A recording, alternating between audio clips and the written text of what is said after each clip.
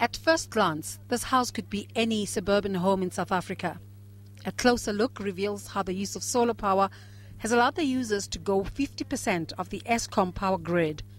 Depending on your energy needs, costs can range from 10,000 to about 200,000, giving you a chance to reduce your carbon footprint and virtually scrap your electricity bill.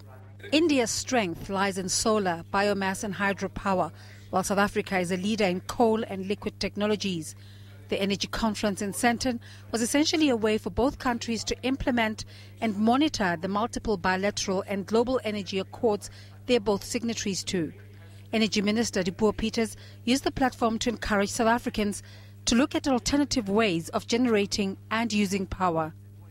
There is potential for each rooftop in Gauteng to be a site for a solar plant. The fact that Gauteng does not have the land, it doesn't mean they cannot participate in solar initiatives. But we're also saying each rooftop in South Africa can be a potential contributor to a solar park. A ministerial and business delegation of Indian role players interacted with South African power players to look at synergies.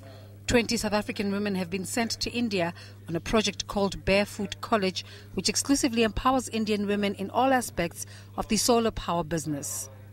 They are taking up only women whom they train, these solar technicians. And these are women who are illiterate. And they are mothers and grandmothers. Nobody who is not a mother is taken up.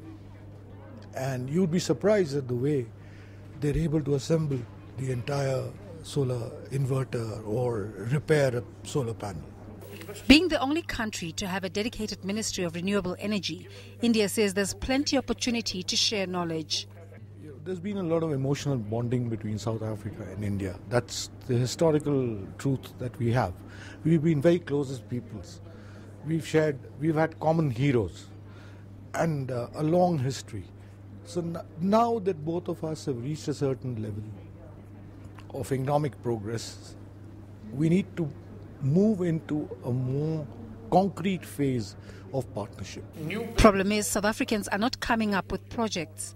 What we need is South Africans who become independent power producers, South Africans generating power, South Africans selling the power to Eskom or to the state entities, South Africans making it possible that they are driving the renewable energy space, not just being partners.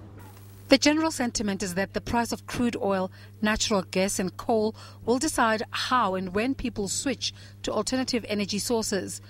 There was consensus here that the phasing out of fossil fuels as sources of energy was still a long, long way to go. For Morning Live, I'm Desiree Chauke.